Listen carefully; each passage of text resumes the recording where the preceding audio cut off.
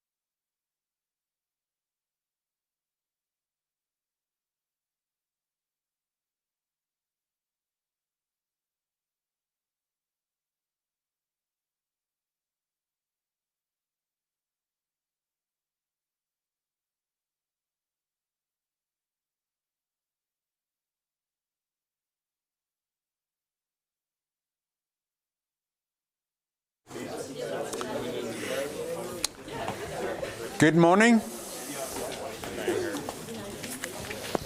and welcome to this lecture on symmetric matrices. The feedback of homework 3 is now open, so you can see that. And the lecture is about symmetric matrices, but before I get to the symmetric matrices, I have a couple of things that I should introduce and define for you. And then we'll use all these things on the symmetric matrices. And in particular, I want to show you 5 really nice properties about symmetric matrices. And I'll end up with, I think, only a single example and then some examples in Maple. So we are given 2 vectors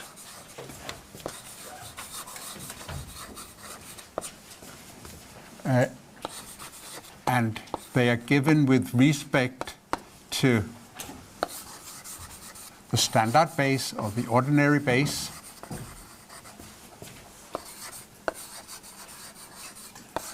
And this is important. I only define, say, angles and length in the ordinary base. So we have a vector with the coordinates a1, a2, up to an. And then we have a vector b. I should say that this is in Rn. And then I have a vector b, b1, b2, bn.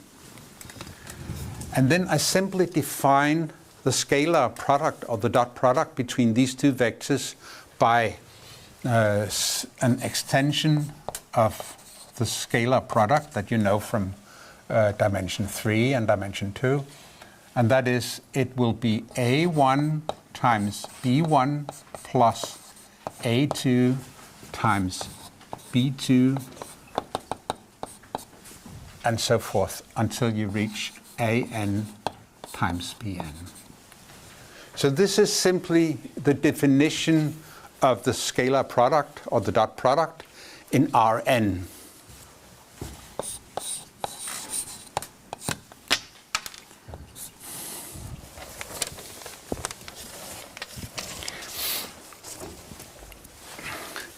And having this, this scalar product, I can define the length. So the length of a vector A is the square root of the scalar product of A with A itself. And if you write it out, you get the square root of a1 squared plus a2 squared plus an squared. Having the scalar product and having defined the length, I can now define the angle between 2 vectors. So I write here the cosine of the angle between the vector a and b is the scalar product between a and b divided by the length of a and the length of b. So also a natural extension of the definition of the angle between 2 vectors from 2 and 3 dimensions.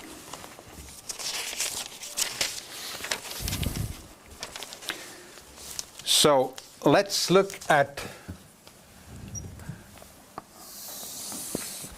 say here, the standard base. The standard base in Rn, or in R3.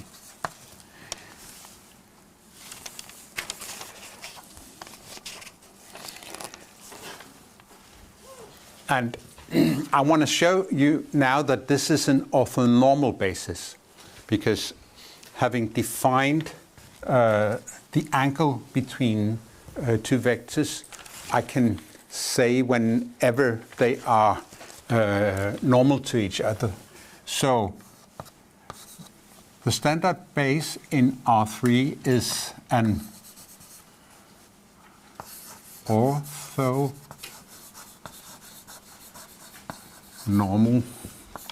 base. And I want to abbreviate this because I write it a lot today, like ON. Orthonormal. So what is a standard base? It's if you have your x, y, z coordinate system, then you have the unit vector along the x-axis. This is the first base vector, and then the second base vector is the j vector here, and then finally the k vector in the z direction. And if you look at the coordinates for these, I could write here the standard coordinates. Then this is 1, 0, 0. This is 0, 1, 0. And finally, k is 0, 0, 1. And what you immediately see is that the length of each of these vectors is 1. Because if you use this definition of the length, then you get for the first vector, write this, the length of this vector is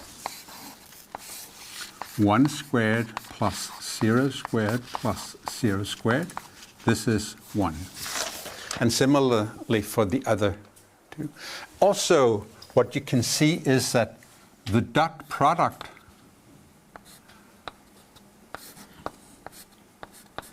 of these two vectors, the dot product is 1 times 0 plus 0 times 1 plus 0 times 0, that is equal to 0. So the scalar product between these two vectors is 0, and then you know that the cosine of the angle between the two vectors is pi half. I could also write that I vector is perpendicular to the j vector. And if you try all the other vector or possibilities, I times k or j times k, you get the same result. So you have what is called an orthonormal basis, the standard base in R3.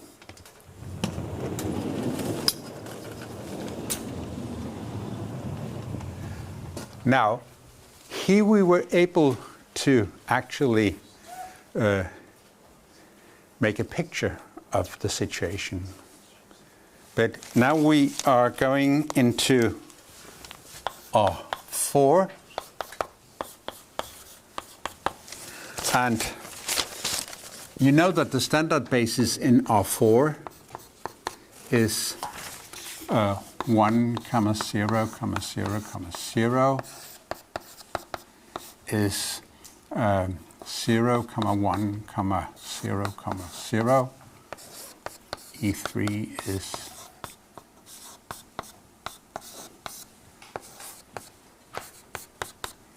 and then 0, 0, 0, 1. This is the standard basis. And if you say take the two vectors E1 and E2, and then you make the dot product between these, then you get 1 times 0 plus 0 times 1 plus 0 times 0 plus 0 times 0. So this is the scalar product is 0, and they all have the length 1. So again,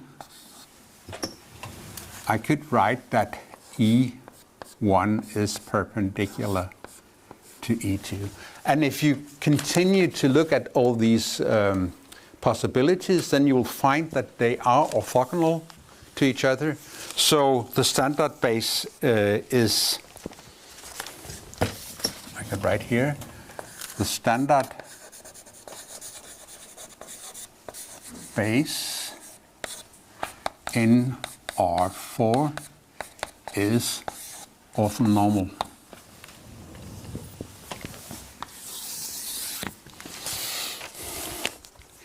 Now let's try some other vectors and try to compute the angle between the vectors. I have an example here where I have A is equal to 1, 1, 1, 1. B is equal to 1, 0, 1, 0. So again, you can compute the cosine between these two vectors. So you have 1 times 1 plus 1 times 0 plus 1 times 1 plus 1 times 0.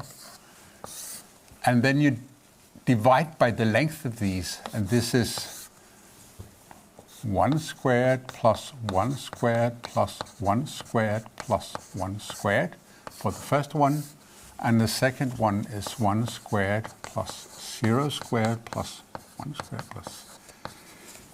So this is equal to 2. This is the square root of 4, which is 2. This is the square root of 2. So you end up with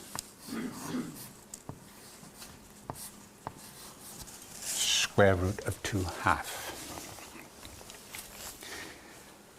Can anybody tell me the angle between the two vectors then? Yeah, pi/4. So B is pi/4.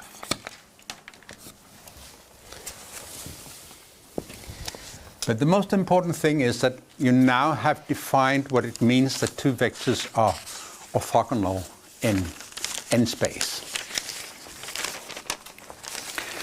And we will use this in order to introduce the Gram-Schmidt algorithm.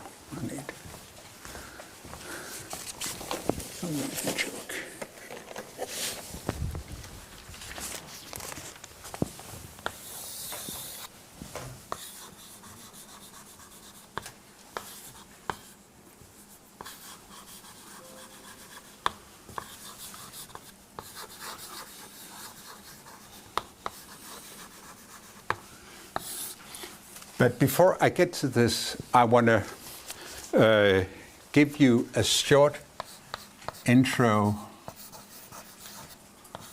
about projection.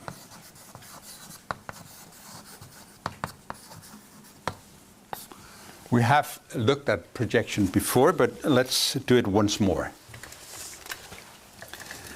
Say you have a vector A,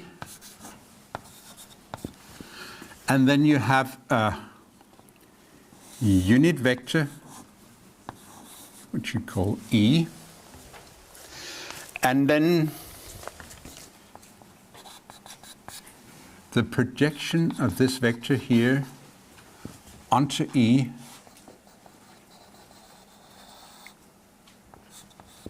is this vector here.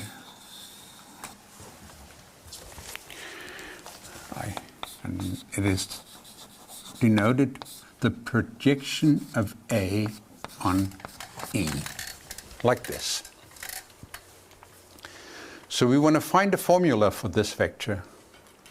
Well, first of all, we could find the length of this, because if this is the angle between the two vectors, then you could use Pythagoras on this, and you get cosine is, say, the length of the projection of A on E.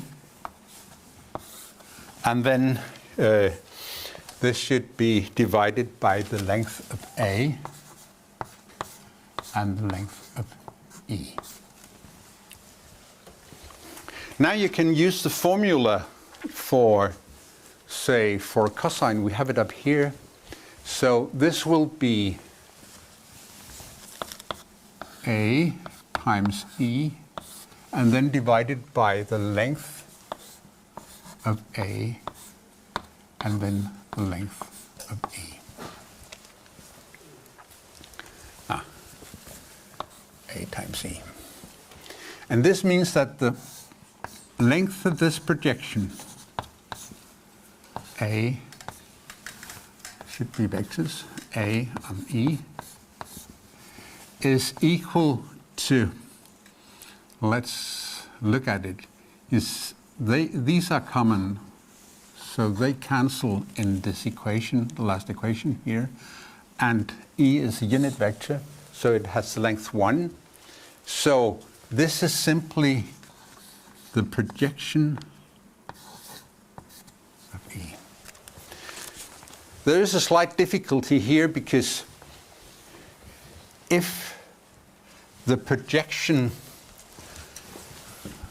of A and E has the opposite direction, that is, V is greater than pi half, then this scalar product will be negative. And this being length is just, so you should have the numerical value here. But what we are really interested is not the length of the projection, but the projection itself. And so we can write here that this is this scalar product. Because if this scalar product is negative, then the projection of A on E is in the opposite direction as E. So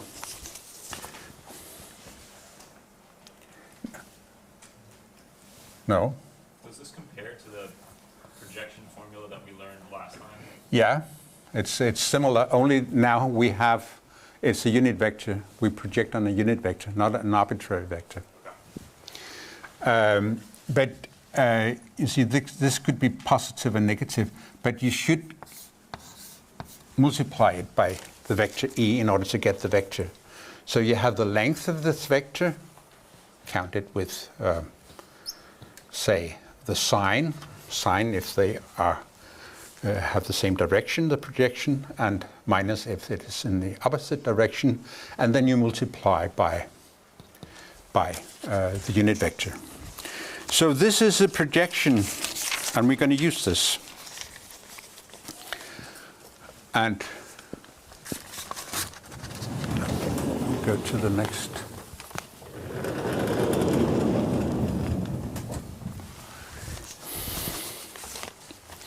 Because we're given, and this is the Gram-Smith, a p-dimensional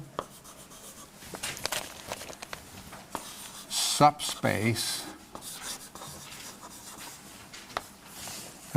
in Rn. We call this for U the subspace, and it has a basis U1, U2, UP. This basis is not necessarily orthogonal and the vectors are possibly not of unit length, but the Gram-Smith algorithm is an algorithm that can, from these p vectors here, you can construct an orthonormal basis. So how do we do that? Let's call this orthonormal basis, V1, V2, and VP. Well, the first one is easy because you can just pick, say, U1, and if you divide this by the length of U1, then you get a unit vector. So now you have one vector in your orthonormal basis.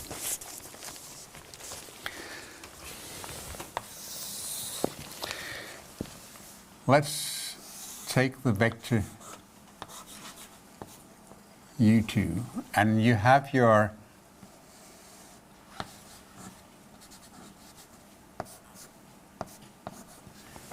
unit vector here.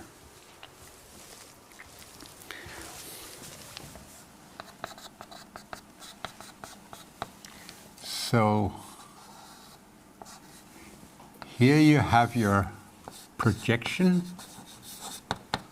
of U2 on this unit vector here. And then you have an auxiliary vector here, V2. And you simply have that U2 is equal to the sum of these two vectors. You have W2 plus V1.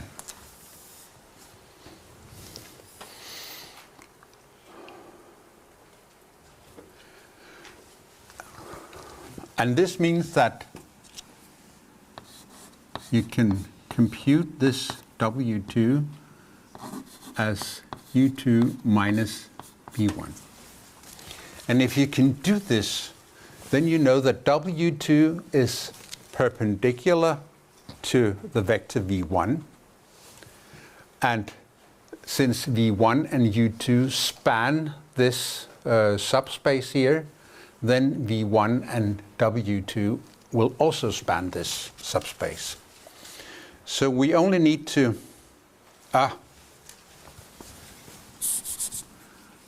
it's of course the projection of U2 on V1. Sorry about that.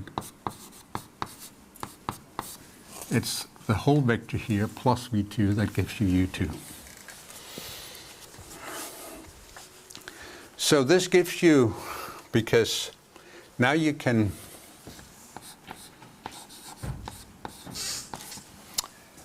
so this will be the scalar product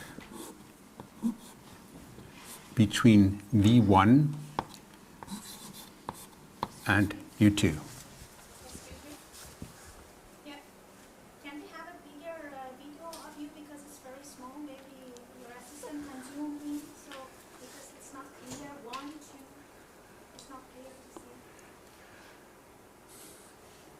Is it better?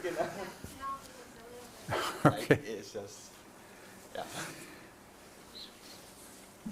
All right. Yeah, thank you. Okay.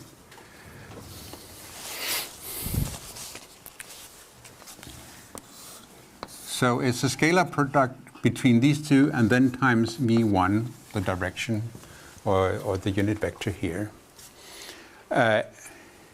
Now, this vector that we have constructed here might not be of unit length.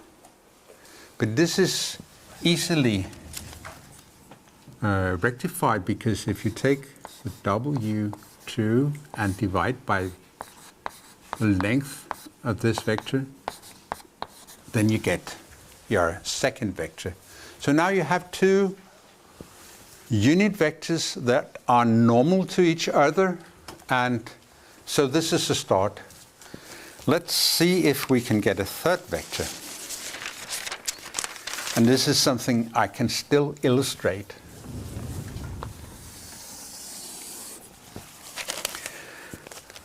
So now we have, say, the vector V1 here, and we have the vector V2 here, they are of unit length and they are orthogonal to each other. So let's say that we then have our vector u3, that is the third vector in the basis for the subspace U.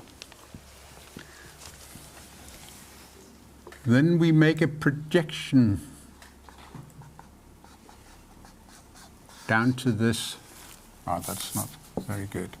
Let's say this is the direction. So you have a projection down here, and you have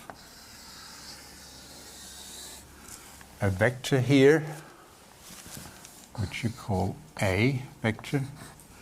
And here, this should be perpendicular. Here you have an auxiliary vector W3.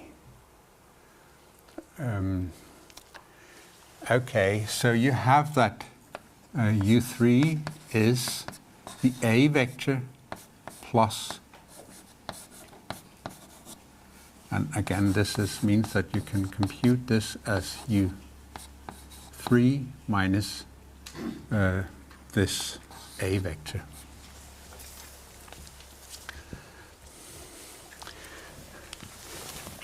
Imagine now I look at this from the top. That is, I have my, say, B1 vector here, and I have my B2 vector here. They are orthogonal. And then I have the A vector here. And so the third direction is out of the blackboard, so it's up here. And if you, where you have the projection down on the V1, V2 plane, so if you draw this line here, and you draw this line here, then you can see that the A vector is this vector here. And what is this vector? You see, this is also perpendicular. So this is actually the projection of U3 on V1. So the A vector is the projection of U3 on V1. Similarly, this vector here is, and then I write plus, you have this vector plus this vector, and this is the projection of U3 on V2. So I can simply write this as U3 minus these two projections, U3 on V1, and then minus the projection of U3 on V2. And again, you use the formula for the projection. It's a scalar product times the vector V1, and again, minus scalar product times V2. So now you have this vector V3, and you know it's orthogonal both to V1 and V2, but it's not necessarily of unit length, but you can get this by just dividing by the length. You have your vector V3, and you divide by the length of this vector. Now you have three unit vectors that are orthogonal to each other. And you continue in this way until you reach the UP vector. But now I cannot illustrate it anymore. But let us look at, say, Well, first of all, I should say that here that the span of the three vectors I've now found, v1, v2, and v3, is equal to the span of u1, u2, and u3.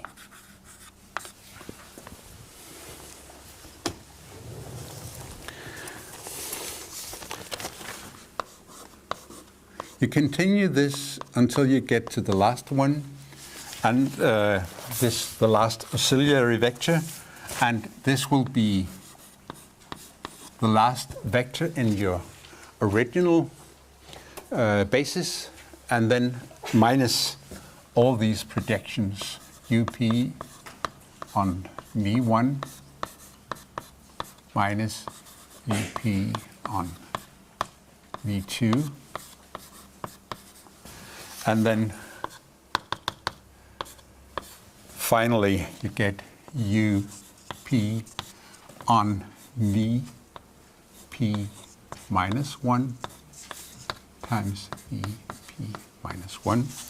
And again, this is not necessarily of unit length, so the final vector in your orthogonal basis is given by this vector divided by the length. So this is the Gram-Smith algorithm. Gram was Danish, I think. I don't know his profession, but he did a lot of mathematics as well. So, yeah. How do you know when you found the last one? Because you know how many vectors you have in the original basis. So when you reach the final vector in the original basis, then you have found the last one. So it depends on how many dimensions you have. Yeah. So if you have 10 dimensions, then it will be T10 is the last one. That will be V10, yeah. Yeah. That's true. So the conclusion is that then V1, V2, Vp is an orthonormal basis.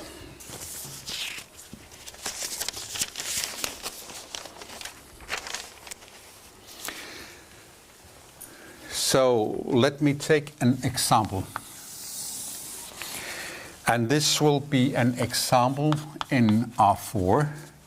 We have a subspace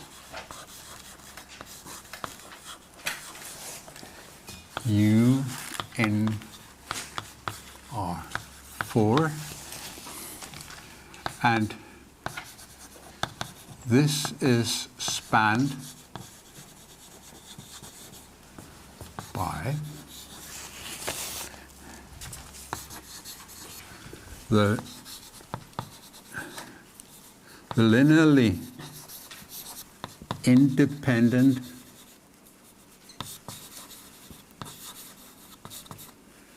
vectors U1, which is 1, 1, 1, 1, U2, which is 0, 1, 0, 0, or no, 1, 0, like this. And finally, U3 is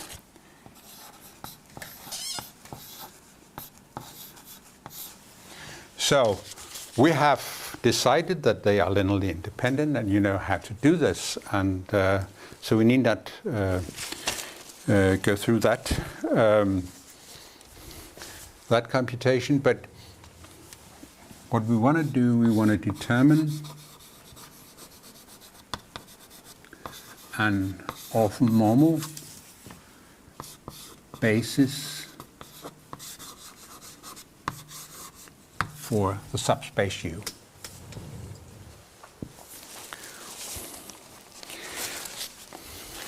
Again, the first vector is easy. because we have that v1 is the vector u1 divided by the length of this vector. And now the length of u1, let's write it here. We have 1, 1, 1, 1.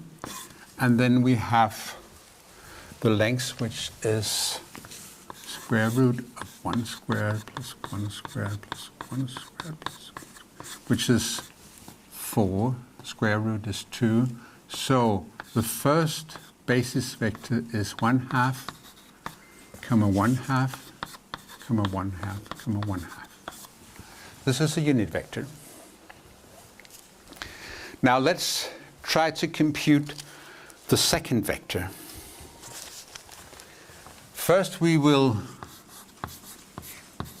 write down this auxiliary vector, which is, I write the formula, u2 minus the dot product between u2 and v1 times the vector v1. So this will be 1/2, comma 1/2, comma 1/2, comma 1/2. And then the dot product between,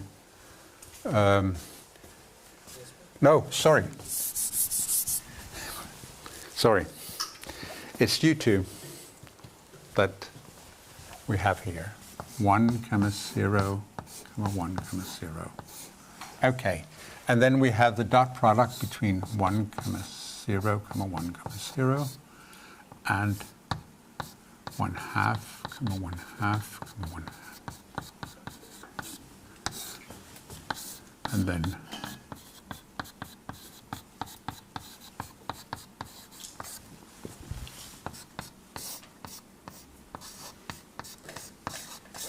now, this dot product here is 1 times 1/2 plus 1 times 1/2. The other is 0. So that will be 1. So this will be minus 1/2. And this is equal to 1/2, comma minus 1/2, 1/2, comma minus 1/2. So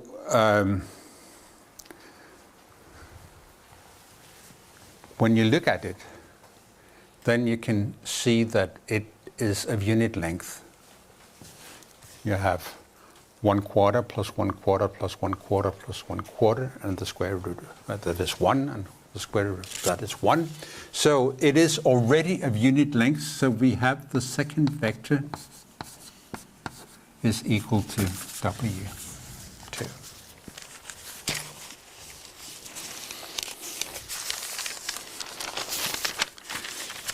Now I think I'll go over here.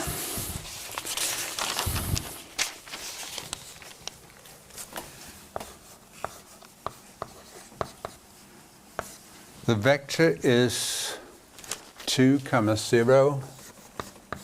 This is u3, comma 2. And then I have the scalar product between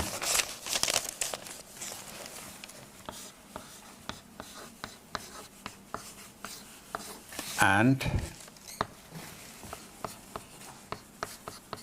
this is v1.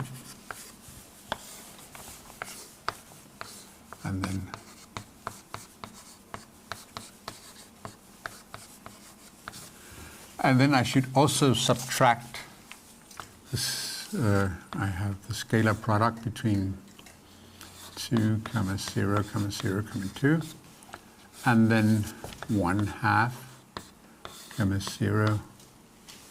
Oh, no, this is v2, so this is 1/2 minus 1/2, 1/2, and then minus 1/2.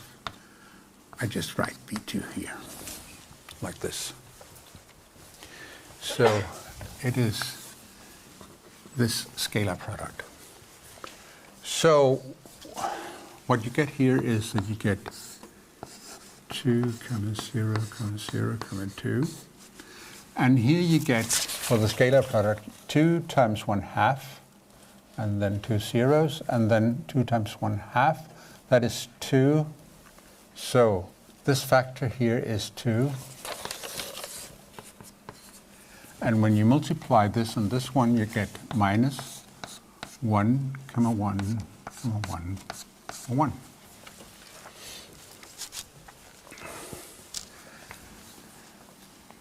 The scalar product here is 2 times 1/2, and then 0, 0, and then minus, or 2 times minus 1/2. So this scalar product is equal to 0, and there's no contribution. It's already orthogonal to V2, this one. So the result is that you have 1, minus 1, minus 1, 1.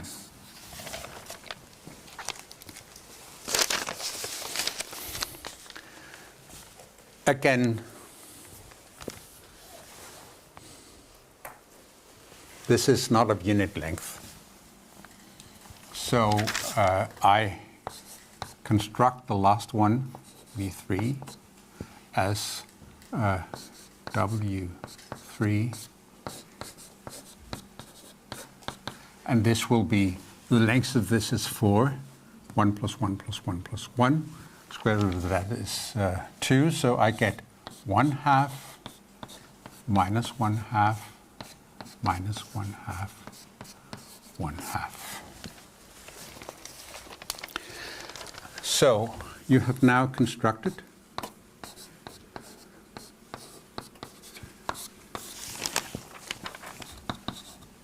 an orthonormal basis for your subspace U.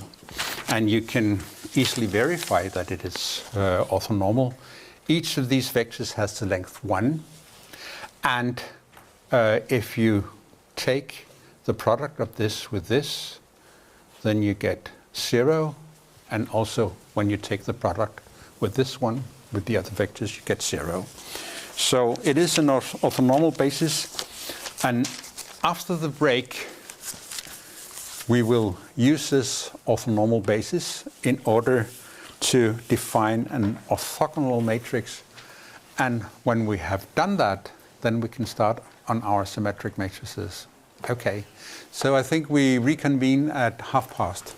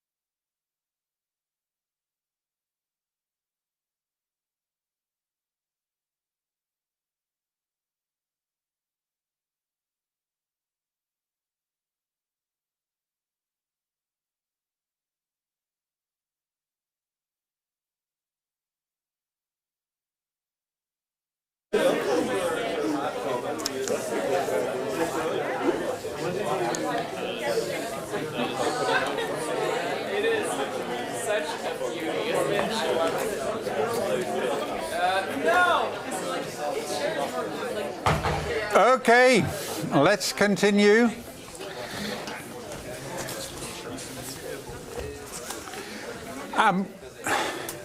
Before I reach the discussion of symmetric matrices, I want to tell you what an orthogonal matrix is.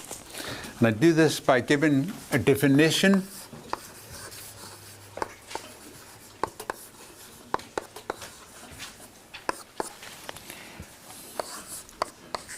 An n by n matrix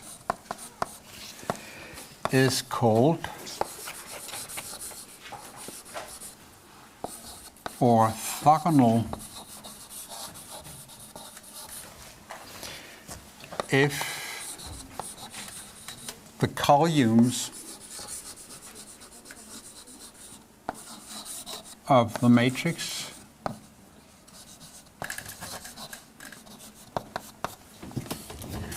constitute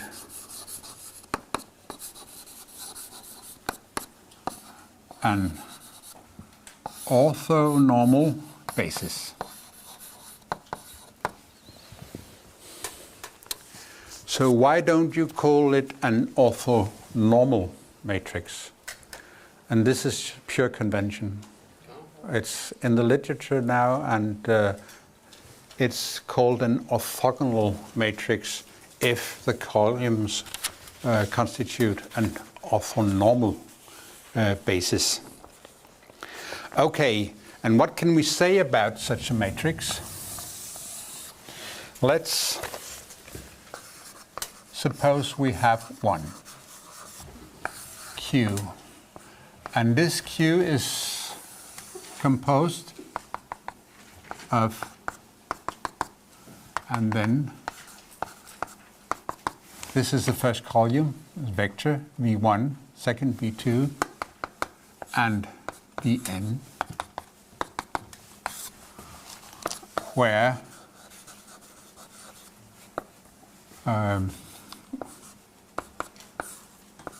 the set here v1, v2, vn is an orthonormal basis.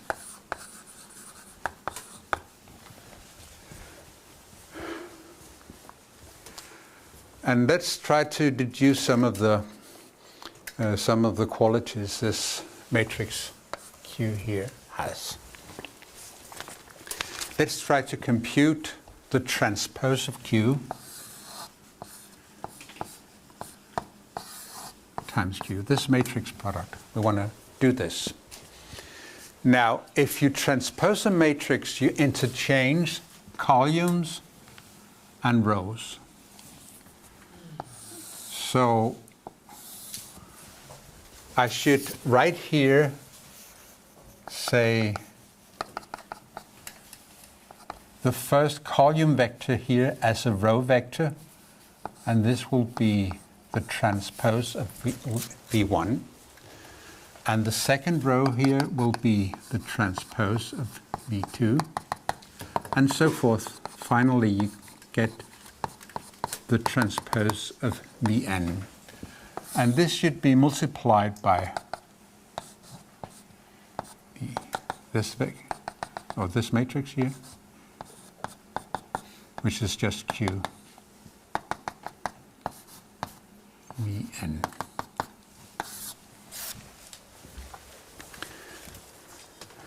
When you do this multiplication here, then you multiply to get the first element here. You multiply the first row here, or take the scalar or dot product between the first row here and the first column. So this will be V1,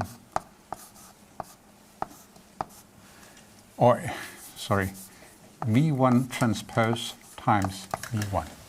So this is simply the first element here.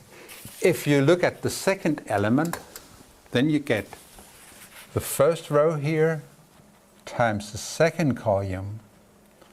But you know that it's an orthonormal basis, so this vector here will be orthogonal to this vector here, so the product will be 0, and so on. You will have 0 for the rest of this row here, and you end up with a 0 at the nth place. Now for the second row, you take the second row in the first factor here, and you multiply it with this one, but V2 is also orthogonal to V1, so you get a 0 here. But for the second element in that row, you get this row here times this column. You get V transpose times V2. And for the rest of the places, you get zeros. And you continue like this for the last row here, you get zeros until you get to Vn transpose times Vn. This will be the last.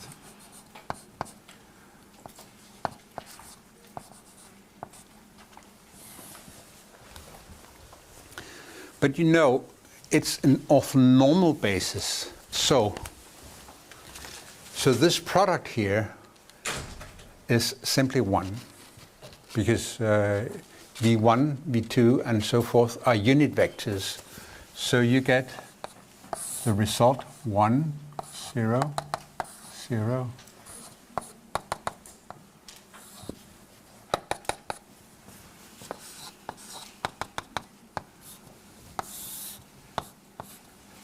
So this is simply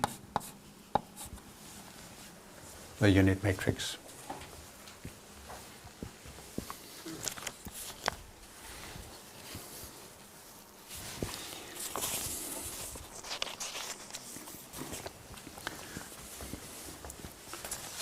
Now, what if you take this and multiply by the inverse of this matrix? Let's look at it.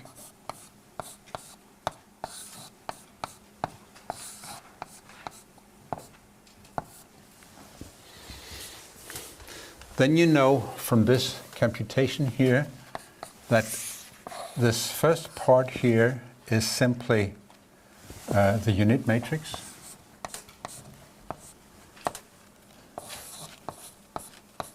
And the unit matrix times any matrix is the matrix itself. So this one is equal to the inverse of the matrix. But now using the associate rules, then you have this one, and you have. Then you can start by doing this computation. Now Q minus first, or the inverse of Q is the inverse of Q, of course, and this multiplication here is also the unit. So this is equal to the transpose. So what you see here is that the inverse of an orthogonal matrix is equal to the transpose of the orthogonal matrix. And let me write this down.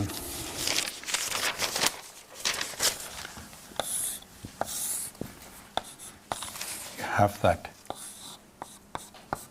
This was what we just proved, that this is equal to the unit matrix. And then we have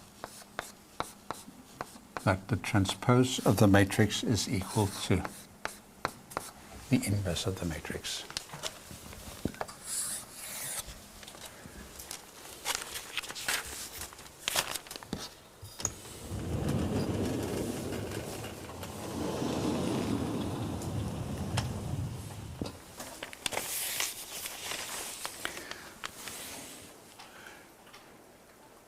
Now, what about the determinant of an orthogonal matrix? That is, we want to find this. in order to do so, we compute the determinant of the transpose of Q times Q.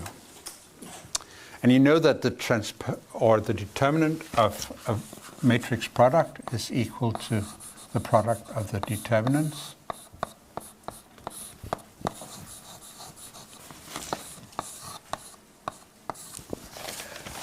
Also, you know that the determinant of the transpose of a matrix is equal to the determinant of the matrix itself. So this is the square of, say, this determinant. But from the first relation up there in the box, you get that this is also the determinant of the unit matrix, and this is equal to 1. And this means that the determinant of an orthogonal matrix can only have either a plus sign or a minus sign, right? Plus 1 or minus 1. And when it's plus 1, you call it a positive orthogonal matrix, and when it's negative, a negative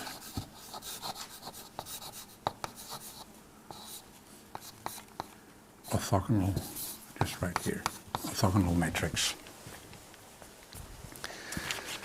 And really, it doesn't matter that much when you construct this orthogonal matrix, whether it's positive or negative. It has a meaning, though. You say if you have in the usual 3 space, you have the standard basis is I, j, and k, the unit vectors, and normally they are in a right-handed orientation. And we have just shown that this standard basis in 3 is an orthonormal basis. So if you put them in, say, in a matrix, you get an orthogonal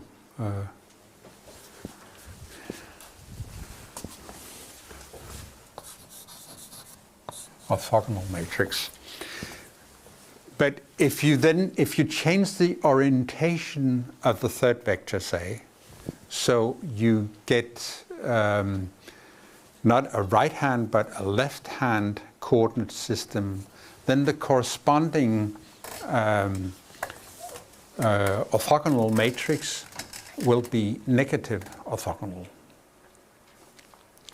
And this also means that if you end up with a situation where you have an orthogonal matrix or a negative orthogonal matrix, and you specifically want a positive one, you just change the orientation of one of the columns.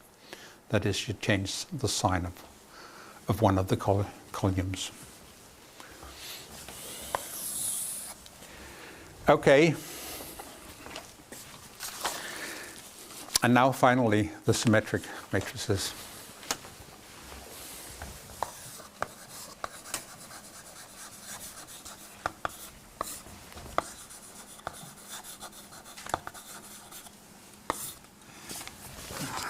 I have if you have a 3 by 3 matrix, then the most general one symmetric matrix you can write is A, B, C. But then you should have a B here, and then you can have a D here, and an E here, and then you should have, say, a C here, an E here, and an F here. So this is the most general form of a 3 by 3 matrix, and that is, you can see that if you change, or if you take this if you take this column here, it will be equal to the row here, and so forth. This column here will be equal to this row here. So this is a symmetric matrix, and you can write it in this way: an n by n matrix A is called symmetric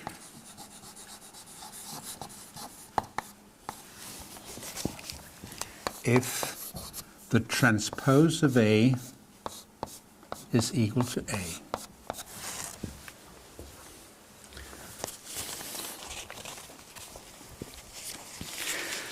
And symmetric matrices has some really nice properties. So let me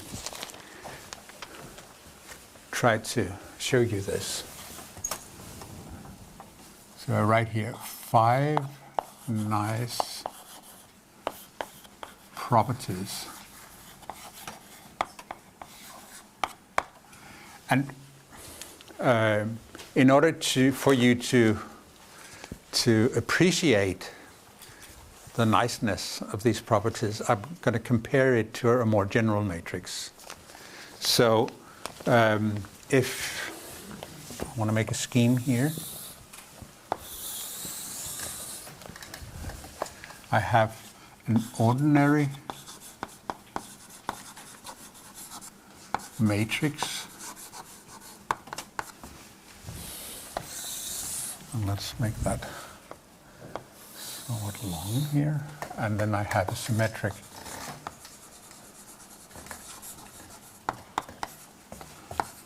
matrix.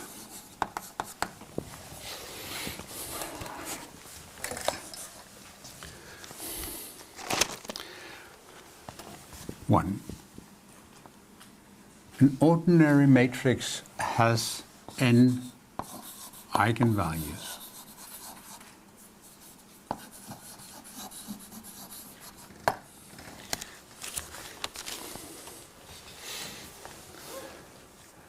They're not necessarily different, but if you count them with multiplicity, then an ordinary matrix has n eigenvalues. But a symmetric matrix has n real eigenvalues.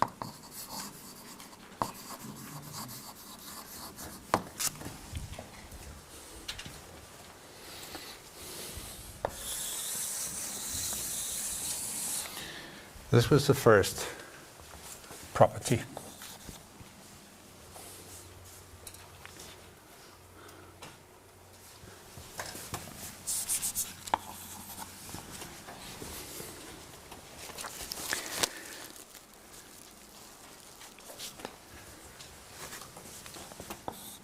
And if you have eigenvectors corresponding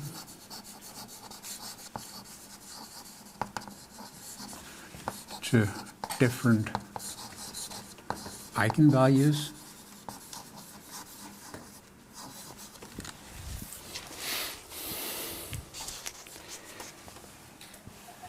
then they are linearly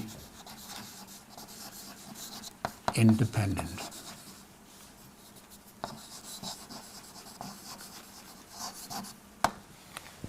Okay, we have seen that, and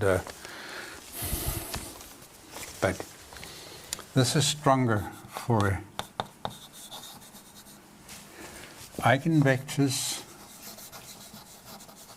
corresponding to different eigenvalues are orthogonal.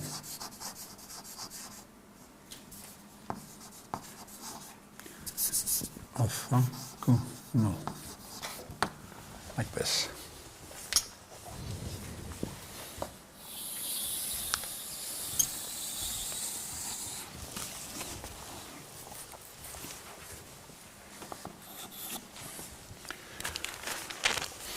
You know that when you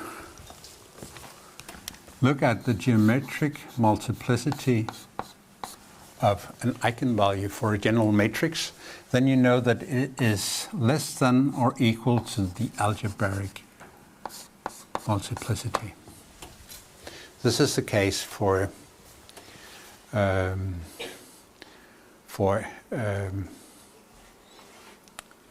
ordinary matrix. But for a symmetric matrix, you have that the geometric multiplicity is equal. And this is strong because then you know that you have n linearly independent eigenvectors, and you know that you can diagonalize this matrix. And this is actually the fourth property.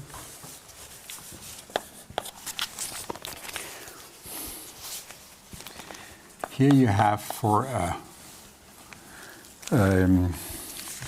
if for all lambda, the geometric multiplicity is equal to the algebraic multiplicity, then A can be diagonalized.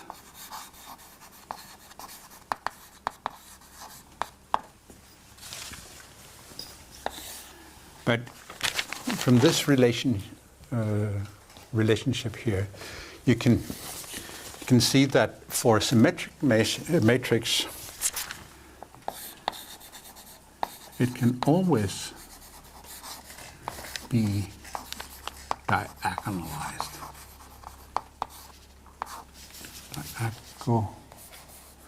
Diagonalized.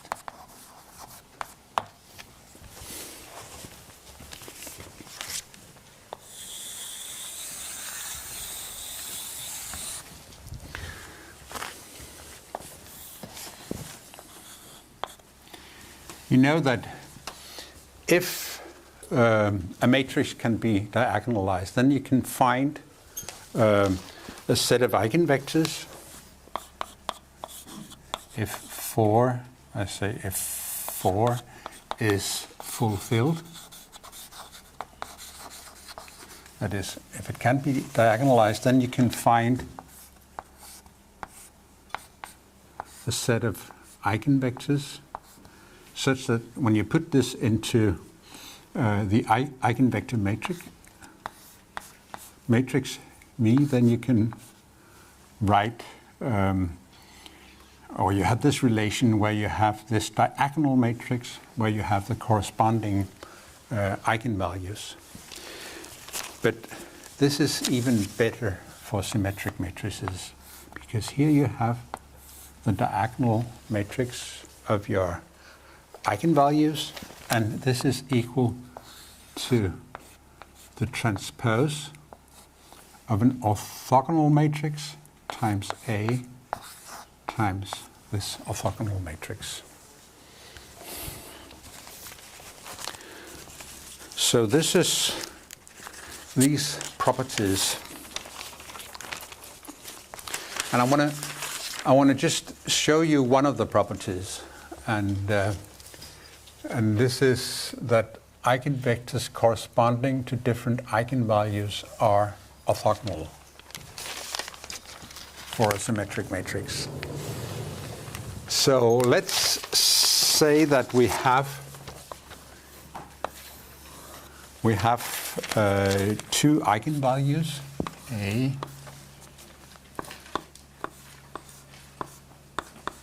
and then lambda 1 times x. Now x is an eigenvector corresponding to lambda 1. And then we have another vector y corresponding to the eigenvalue lambda 2. So you have these two relations. And what I want to show you now is that x is orthogonal to y. when A is a symmetric matrix. So in order to do so, I multiply the first one here with the y vector. And really I should, when I do this, I should use y as a row vector or a row matrix here. Y, the transpose of y, times A times x. And this is equal to the transpose of y times lambda 1 times x. And here you can interchange. So you get, or I can write here, you get lambda 1 times the transpose of y times x. This is just a number. This is in fact equal to the dot product of y and x, this one. If I write it out, I could do that. I get y1, y2, or I should write it as this matrix here, yn, and then times x1, x2, xn. So when you multiply it out, you get x, or x1, y1 plus x2, y2, and so forth, plus xn, yn. And this is equal to the x vector dotted with the y vector. So, but here, in order to make this proof here, I use the matrix notation for the vector. Let's say lambda yt times x, or lambda yt dot x.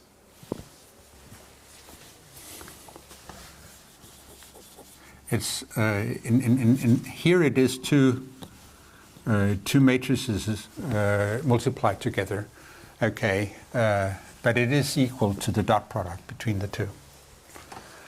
Now, what if you see this is the scalar product times a constant, so this is a constant. So if I transpose this, I get the same result here. I could transpose both sides. I get y t times a times x transpose, and this is equal to lambda 1 y transpose x. Now, you transpose the product of matrices by transposing each of the factors and take them in reverse order. So this one here is equal to x transpose a transpose y, because the transpose of y transpose is equal to y itself, and this is equal to lambda 1.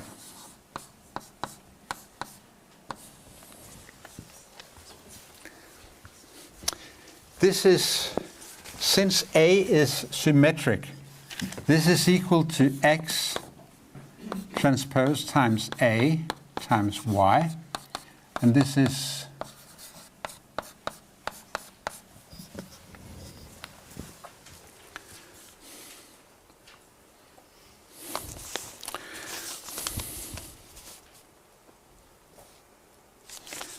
well,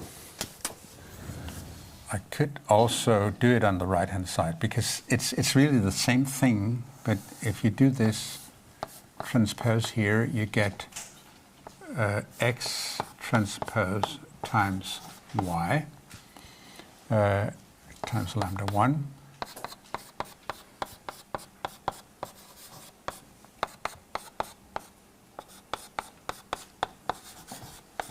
because what I'm going to do now is that I'm going to use the second identity here, and if I multiply this by the transpose of x from the left, I get, I write here, this is the second, I get x transpose times A times y.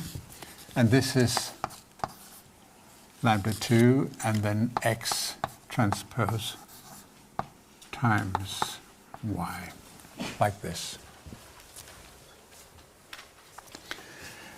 I could say that this was 1 down to here. So if I now equate these two, you see you have the same left-hand side in these two equations. I get that lambda 1 times x transpose times y is equal to lambda 2 x transpose times y. And then if you take it on the same side of the equality sign, then you get lambda 1 minus lambda 2 times x transpose times y. And this is equal to 0. Now you have assumed, yeah. Can we have the video on this side? Oh, yeah, sure. Thank you.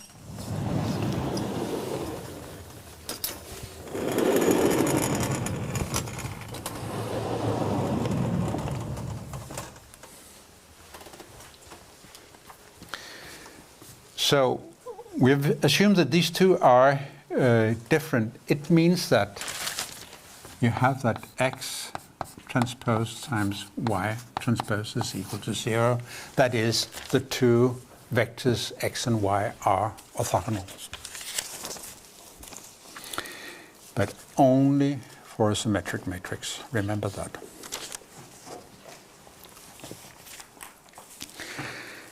Let me give you an example of all this.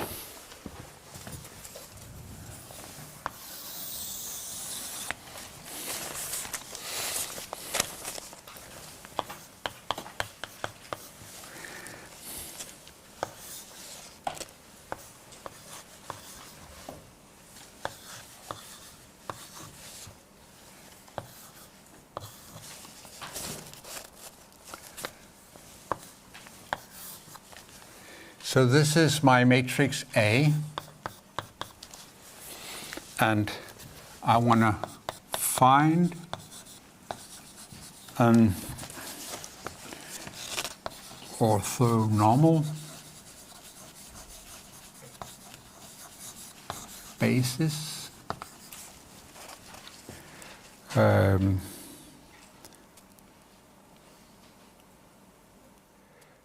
basis for R3, it's 3 by 3 matrix, consisting of eigenvectors for A. Okay, so we should then first determine the eigenvectors, and first of all we should find the eigenvalues. So this is a bit of repetition, but we take the determinant of the characteristic matrix, so 1 minus lambda, 0, 2, and then 0, 2 minus lambda, 0, 2, 0, 1 minus lambda. You see here you have a row, also a column, where you only have one element different from 0. So you take 2 minus lambda, plus, minus, plus, minus, plus. So it has a positive sign, and then you take the determinant of 1 minus lambda, and then 2 here, 2 here, and 1 minus lambda. So this will give you 2 minus lambda, and then 1 minus lambda squared, minus 2 times 2, minus 4. 2 minus lambda, and then you get lambda squared minus 2 lambda, and then you get 1 minus 4, that is minus 3. So you get 2 minus lambda, and then the root of this is 3 and minus 1, because the product is minus 3, and the sum of them is then 2 with the opposite sign. So it will be lambda minus 3 and then lambda plus 1. So you have the 3 eigenvalues. You have the 3 eigenvalues. You could say lambda 1 is minus 1, lambda 2 is 2, and lambda 3 is 3.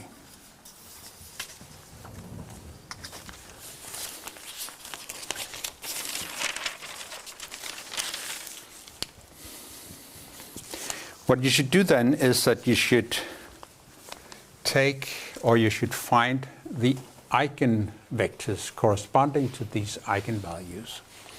And it's the usual drill that you form the augmented matrix. You put in, say, I want to find the eigenvectors for lambda equal to minus 1. You put it into this characteristic matrix. You get 2, 0, 2, and then the right-hand side that you add. And then you get 3, and then you get 2, 0, and 2. So you see you have 2 identical rows here, so you can discard 1. So you get the fully reduced matrix as 1, 0, 1. I have divided by 2 here, and here I have divided by 3, and then zeros for the third one. So if you look at it, then you have that the first one is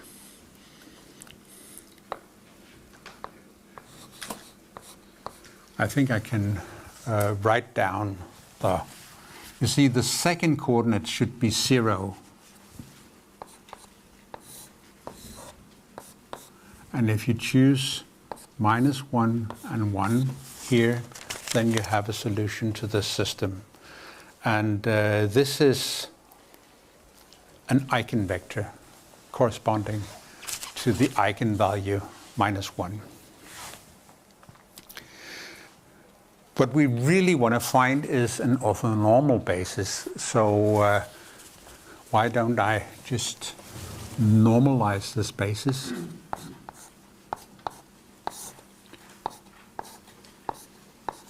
You see the length of this is square root of 1 plus 1, that's square root 2, and then comes 0 and 1.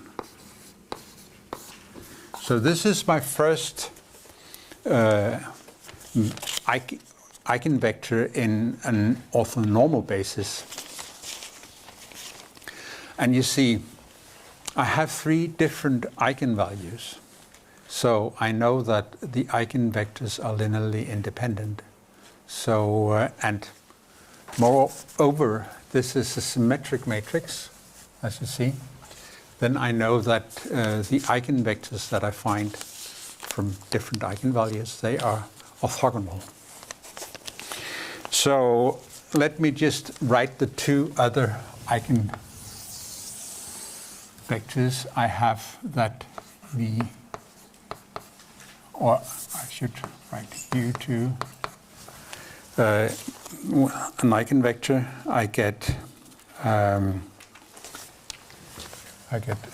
0, 1,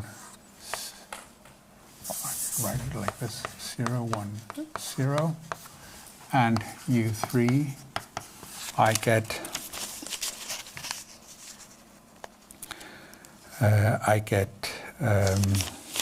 what did I get there?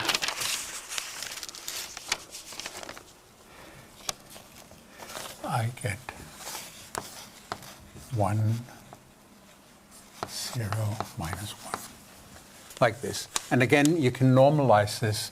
This is equal to V2 because the length of this is 1, and V3 will be 1 divided by square root 2, 0, and minus 1 divided by square root 2.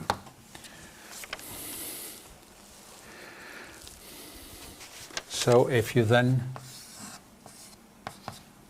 take this matrix here, I'll write it down, minus 1 divided by square root 2, 0, 1 divided by square root 2, and then 0, 1, 0, and then 1 divided by square root 2, 0. I think this should be plus 1 here, plus here, and then 1. I have it in Mabel in a while, so you can see it's much easier to do when you use Mabel. But this is an orthogonal matrix. And if you compute the determinant of this one, you get 1.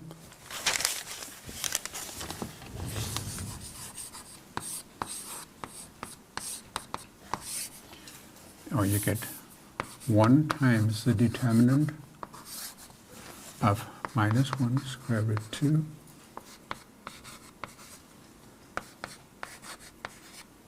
and then you get minus 1/2, so this is minus 1. So it's negative orthogonal, this matrix.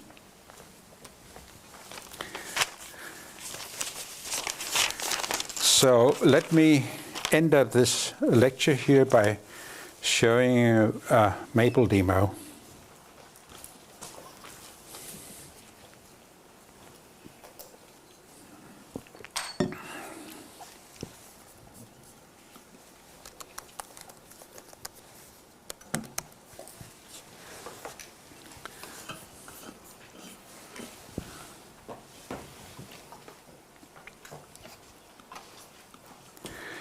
So you see, here I have the matrix that I just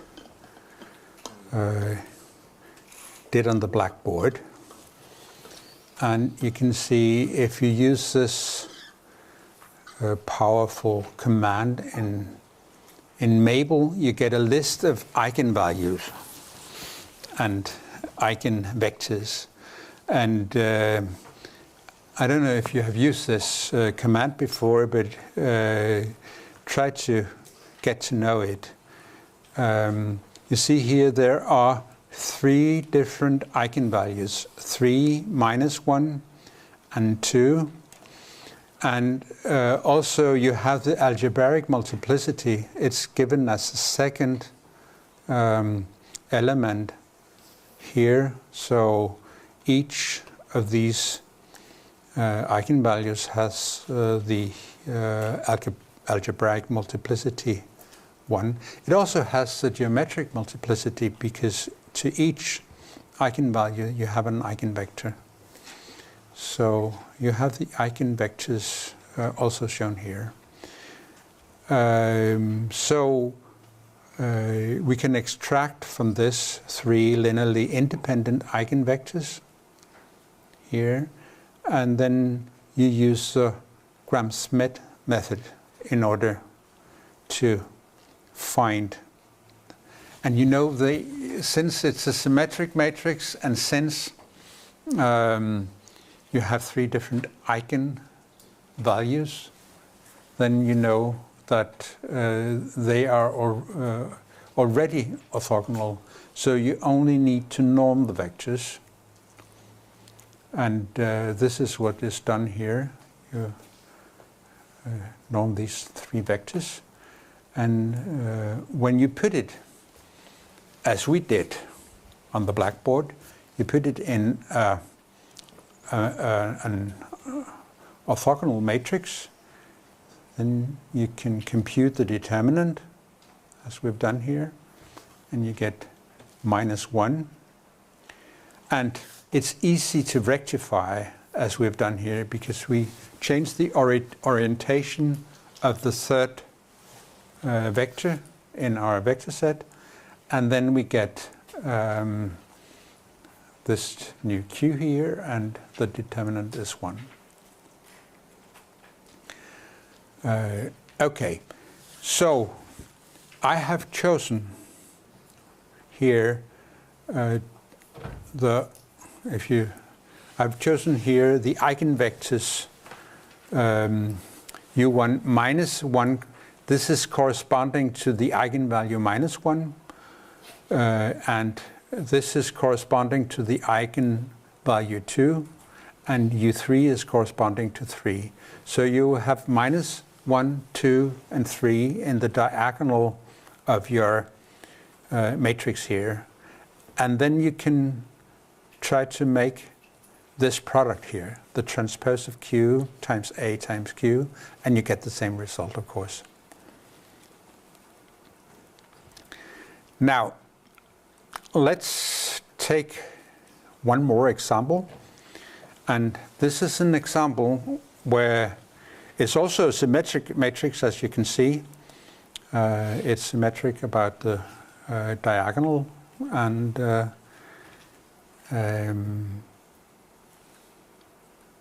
again, you can find the eigenvalues. And here you see that 7 has the algebraic multiplicity 2, but it also has the geometric multiplicity 2, because you have 2 eigenvectors corresponding to the eigenvalue 7. And you have also the eigenvalue minus 2 and the corresponding eigenvectors. Now I extract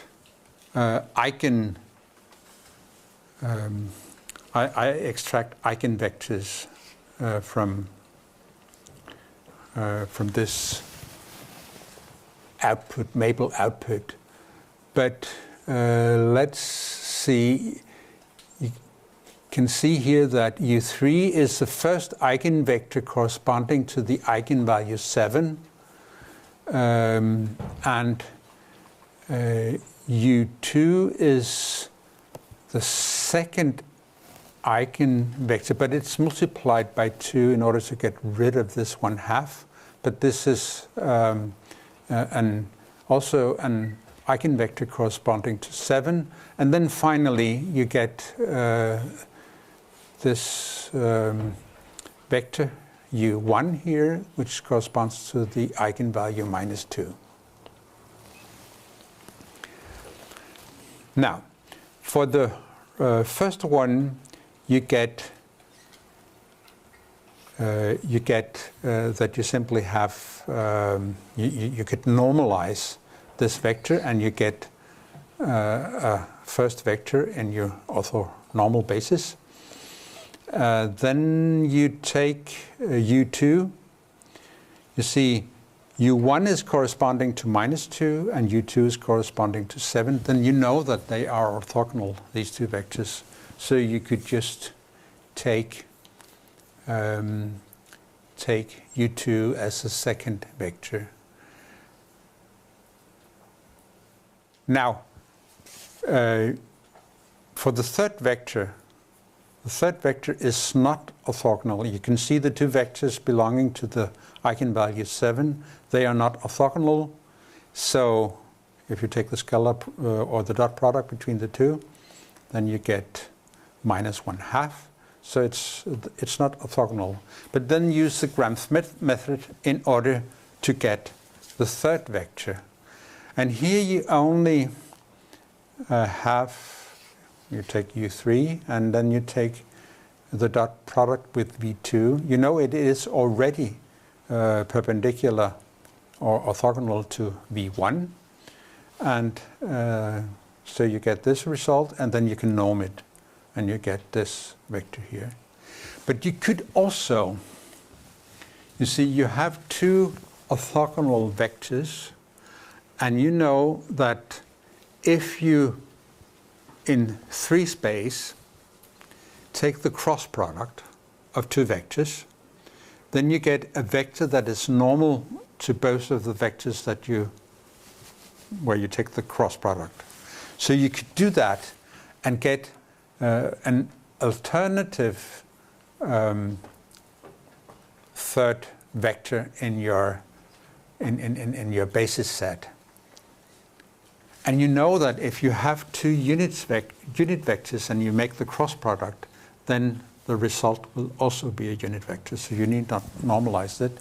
You have the result directly. And you see here you get, apart from the sign, you get the same result as here. And if you put this last vector here into Q and you take the determinant, you see that its Q is now positive orthogonal because the determinant is 1. And this is always the case in R3, that if you take the cross product for the last vector in your basis set, then you get a positive orthogonal matrix. So this was it. Now it's up to you. I'll put this on the file sharing folder of 0106 so you can see it. Okay, thank you.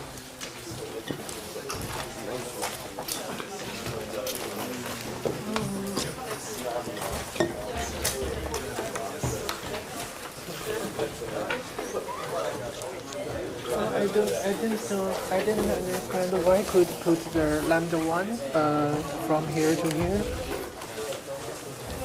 It's one of the general associative rules. So you have lambda 1 times this one. You could put it in front.